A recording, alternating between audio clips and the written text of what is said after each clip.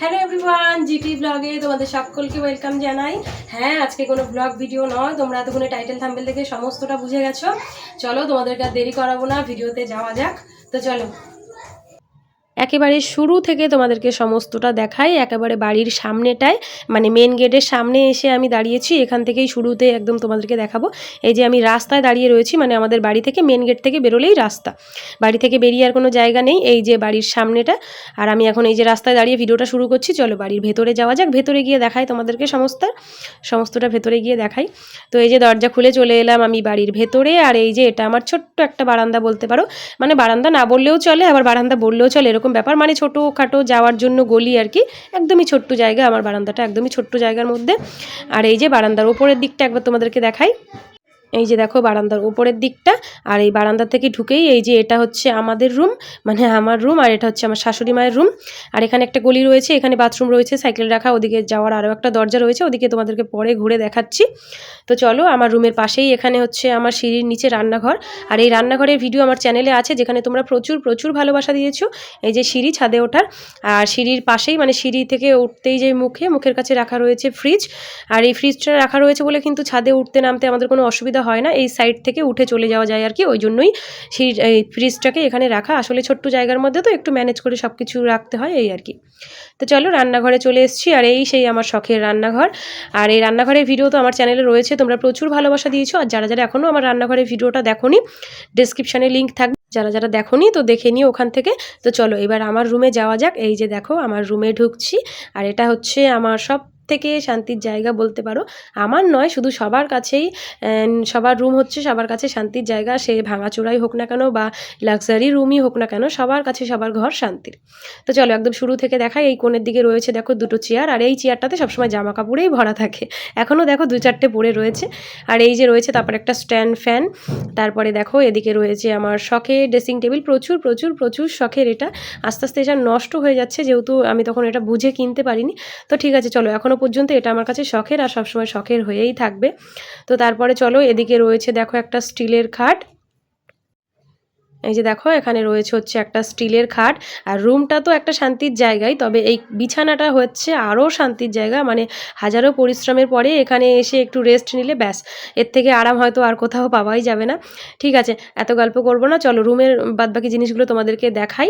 তো দেখো এই খাটের পাশেই রয়েছে এদিকে একটা শোকেস, আর শোকেসের ওপরে ওই যে কোণের দিকে দেখতে পাচ্ছ যে এই লাল কালারের একটা বাস্কেট, এই যে কোণের দিকে দেখতে পাচ্ছ লাল কালারের বাস্কেট, ওটাতে আমার মেয়ের ছোটোবেলার কিছু জামা কাপড় রয়েছে, আর কিছু কাঁথা কাপড় রয়েছে। এই যে দেখছো একটা টিভি, এটা হচ্ছে সেই কি বলবো ইংরেজ আমলের টিভি, এখনও রয়েছে। ভালো আছে কিনা জানি না, ভালো আছে হয়তো, ওই যে রিচার্জ করা হয় না, মানে সবাই ফোনেই ব্যস্ত, টিভি আর কেউ দেখে না। আর এদিকে রয়েছে দেখো এই যে হোম থিয়েটার, মানে যেটা আমি সারাদিন চালিয়ে গান শুনি আর কাজ করি বলতে পারো। হোম থিয়েটারটা আমার খুব পছন্দের, তবে টিভিটা নয়, সবাই এখন ফোনেই ব্যস্ত, টিভি আর কেউ দেখে না। আর এখানে রয়েছে দেখো শোকেসের পাশে এখানে একটা র্যাক রয়েছে, আমি ঢাকা দিয়ে রেখেছি, এটাতে ধুলোবালি পড়ে ওই জন্য ঢাকা দিয়ে রেখেছি। র্যাকটাতে আমার মেয়ের ডেলি ইউজের জামা, আর এইখানে রয়েছে আমাদের ডেলি ইউজের জামা। আর জামাকাপড়ের নিচে এখানে দেখো রাখা রয়েছে একটা সোফা, একটু তোমাদেরকে ঢং করে বসে দেখাচ্ছি আবার সোফাতে। এই যে দেখো সোফা, তবে অবশ্য সোফাতে সেইভাবে বসাই হয় না, মানে এসেই আগে বিছানাতেই বসে পড়ি আমরা। ঠিক আছে চলো, সোফার কাগজগুলো অনেকটা মেয়ে ছিঁড়ে দিয়েছে, তো দেখতেই পাচ্ছ নিচের দিকে। চলো আমার রুম থেকে বেরিয়ে এবার যাচ্ছি হচ্ছে শাশুড়ি মায়ের রুমে। তো শাশুড়ি মায়ের রুমে ঢোকার আগে তোমাদেরকে দেখাই, আমাদের মেন গেটের ওপরে দেখো কে রয়েছে আমাদের বড় মা, সবসময় আমাদের মাথার উপরে রয়েছে। তো চলো এবারে শাশুড়ি মায়ের রুমে যাওয়া যাক। এই যে শাশুড়ি মায়ের রুম, তবে মা যেহেতু সবসময় বাড়িতে থাকেন না, আর এই রুমটাতে যেহেতু আমি সেলাই করি, সবসময় এরকম অগোছলো হয়েই পড়ে থাকে। মানে এই যে দেখো বিছানার ওপর দেখছো যত সব জিনিস, সব কিন্তু ওই সেলাইয়ের জিনিস, যেহেতু পুজো এসে গেছে, এই যে এগুলো সব সেলাইয়ের জিনিস। আর এই যে আমার মেশিন, তো এই রুমটাতে সবসময় মানে এরকম ছড়ানোই থাকে, মা আসলে তখন একটু ঘোচানো থাকে, মানে সেলাইয়ের কাজবাজ করলে বুঝতেই পারছো সব কিছু ছড়ানো থাকে। আর এদিকে দেখো কোণে রয়েছে আমার ঠাকুর ঘর, আর বেশ কিছুদিন হলো আমি পুজো দিতে পারছি না, তাই ঠাকুর ঘরের অবস্থা একটু খারাপ হয়ে রয়েছে। চলো এবারে এই গলিটা তোমাদেরকে ঘুরে দেখাই, এখানে কি আছে। একদম গলির ফার্স্টেই দেখো সাইকেলটা রেখেছি এখানে, যেহেতু এই গলিতে অত আসা পড়ে না, তো সাইকেলটা এখানে রেখেছি। আর এখানে দেখো এই দিকটা হচ্ছে বাথরুম আমাদের। আর এই যে দেখো রয়েছে একটা দরজা, এটা হচ্ছে বাইরের দিকে একটা সরু রাস্তা আছে, তারপরে বাইরের দিকে আমার বাসন মাজার জায়গা করা আছে, ওই দিকটা ব্যবহার করার জন্য এই পিছনের দিকে একটা ছোট্ট করে গেট রাখা আছে। তবে এই গেটটা কিন্তু ওই মেন গেটের মতো অতটা বড় নয়, একদম ছোট্ট একটা গেট, এই যে বাসন মাজার জন্য, আর পিছনে একটা রাস্তা আছে ওটা ব্যবহার করার জন্য আর কি। চলো এবারে ছাদে গিয়ে তোমাদেরকে একটু ঘুরে দেখাই, ছাদ থেকে আমাদের বাইরের ভিউটা কেমন দেখতে, চলো সেটা তোমাদেরকে ঘুরে দেখাই। তো এই যে যাচ্ছি এখন হচ্ছে ছাদে।